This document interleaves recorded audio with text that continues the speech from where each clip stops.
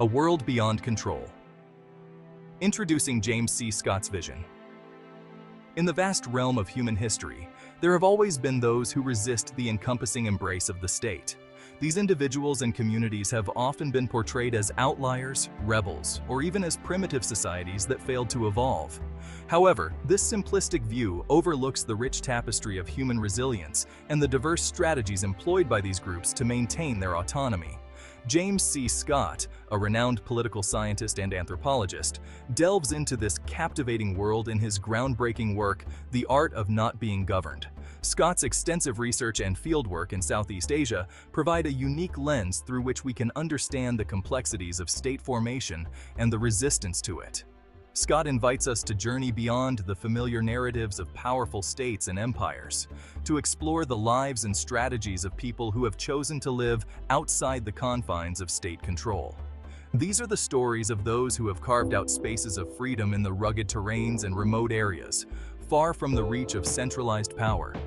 His book is a testament to the enduring human desire for autonomy and freedom. It sheds light on the ingenious ways in which these communities have adapted to their environments, creating sustainable livelihoods and rich cultural traditions that thrive without the oversight of a governing state. It challenges our traditional understanding of power, history, and civilization itself. By examining the lives of those who live on the peripheries, Scott encourages us to rethink the very foundations of what we consider to be progress and development. Scott's central argument is as bold as it is intriguing. State formation has been a process of encroachment and subjugation for many populations around the world. He posits that the creation of states often involved the coercion and assimilation of diverse groups, leading to the loss of their unique identities and ways of life. He argues that those who reside beyond the reach of the state are not simply backward or primitive, but rather represent a conscious choice to resist assimilation. These communities have developed sophisticated methods to evade state control, from living in difficult-to-access terrains to adopting mobile lifestyles that make it hard for states to exert their influence. These are not failed societies, but rather successful adaptations to a world where state power often signifies oppression and exploitation.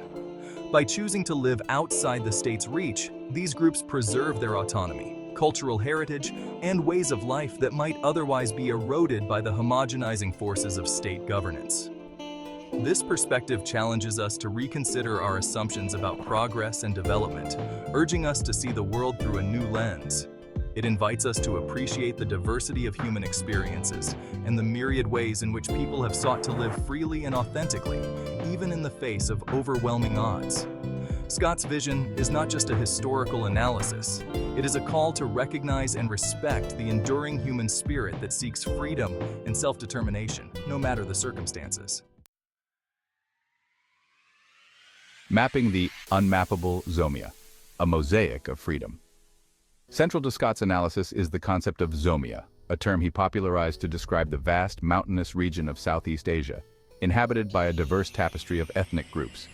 This region, which spans across several modern-day countries, is characterized by its rugged terrain and inaccessibility, which has historically made it a refuge for those seeking to escape the reach of centralized state powers. Spanning parts of countries like Burma, Laos, Thailand, Vietnam, and China, Zomia is not a unified political entity, but rather a geographical and cultural space defined by its inhabitants' shared experience of living outside state control. The people of Zomia have developed unique ways of life that are deeply intertwined with their environment, utilizing the natural landscape to maintain their autonomy and resist external domination.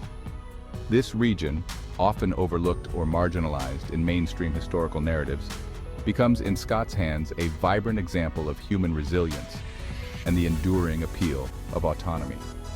The history of Zomia is a testament to the lengths to which people will go to preserve their freedom, often at great personal and communal cost. The stories of these communities challenge conventional understandings of state formation and governance. Zomia, as Scott depicts it, is a realm of astonishing cultural and linguistic diversity. The region is home to a multitude of ethnic groups, each with its own distinct traditions, languages, and customs. This diversity is not merely a byproduct of geographical isolation, but a conscious choice by the inhabitants to maintain their distinct identities and resist assimilation. It is a place where ethnic identities are fluid and porous, constantly adapting to changing circumstances. The people of Zomia have developed a remarkable ability to navigate and negotiate their identities, often blending elements from different cultures to create new hybrid forms of expression. This adaptability is a key factor in their ability to remain outside the control of centralized states. This fluidity, Scott argues, is not accidental, but rather a deliberate strategy to evade the homogenizing forces of state power. By maintaining flexible and dynamic identities, the people of Zomia can avoid being easily categorized or controlled by external authorities. This strategy of cultural ambiguity allows them to preserve their autonomy and resist incorporation into larger political entities. By eschewing fixed identities and embracing cultural ambiguity, the people of Zomia make themselves difficult to categorize, control, or govern. This resistance to categorization is a powerful form of defiance against the imposition of external authority.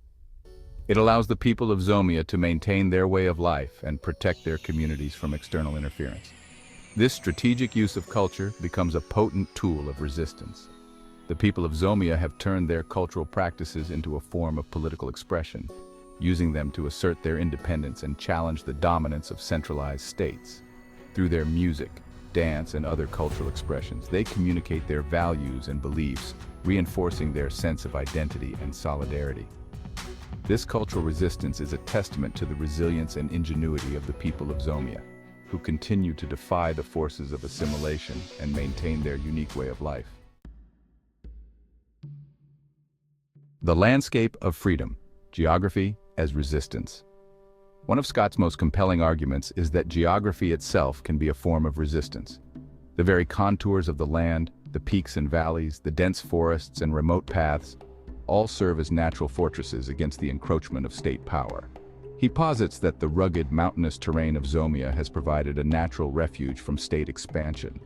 These highlands, stretching across Southeast Asia, have historically been a sanctuary for those seeking to escape the reach of centralized authority. The steep slopes, dense forests, and limited accessibility of these areas have historically made it difficult for states to establish a strong presence. The natural barriers created by the geography have acted as a shield, protecting the inhabitants from external control and allowing them to maintain their independence. This geographical isolation has allowed Zomia's inhabitants to preserve their autonomy and way of life. In these remote villages, traditional customs and practices have been maintained, passed down through generations without the interference of state mechanisms.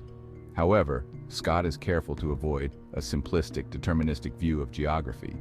He acknowledges that while the physical landscape plays a crucial role, it is the human agency and ingenuity in utilizing this landscape that truly defines the resistance. He emphasizes that it is not merely the physical environment, but the way it is inhabited and utilized that makes it a tool of resistance. The people of Zomia have developed a deep understanding of their surroundings, turning the challenging terrain into an asset rather than a hindrance. The people of Zomia have become masters of their environment, using their knowledge of the terrain, climate, and resources to their advantage. They have adapted their lifestyles to the rhythms of the land, creating a symbiotic relationship that enhances their resilience against external pressures. They practice swidden agriculture, also known as shifting cultivation, which allows them to move across the landscape, avoiding both environmental degradation and state control. This agricultural method is not just a means of subsistence, but a strategic approach to land use that ensures sustainability and autonomy. This intimate relationship with their environment is not just a matter of survival, but a strategic choice that reinforces their autonomy.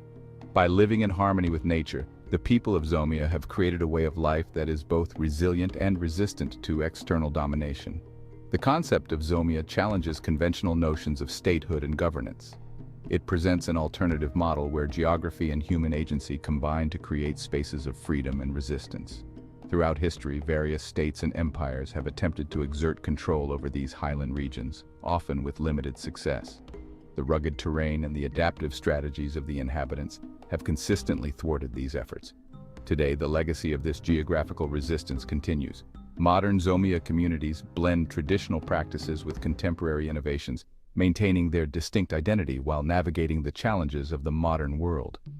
Scholars continue to study Zomia as a unique example of how geography can shape social and political dynamics. The region serves as a testament to the enduring power of human ingenuity and the natural world in the face of external pressures. In the end, Zomia stands as a powerful reminder that geography is not just a backdrop to human history, but an active participant in the ongoing struggle for freedom and autonomy. The landscapes of Zomia are not just physical spaces, but symbols of resistance and resilience. As the sun sets over the mountains of Zomia, it casts a golden light on a land that has long been a beacon of hope for those seeking refuge from the reach of the state. The story of Zomia is a story of survival, adaptation, and the enduring human spirit. The cultural heritage of Zomia is rich and diverse, reflecting the myriad ways in which its people have interacted with their environment. Each artifact, each tradition, tells a story of resilience and resistance. Community gatherings and festivals in Zomia are not just social events, but acts of cultural preservation. They reinforce the bonds within the community and celebrate the unique identity that has been forged in the crucible of geographical resistance. As dawn breaks over Zomia, the mist rising from the valleys, it reveals a landscape that is both beautiful and formidable. This is a land where geography and human spirit intertwine, creating a tapestry of resistance that continues to inspire. Geography as resistance is not just a concept, but a lived reality for the people of Zomia. Their story is a testament to the power of place and the enduring quest for freedom.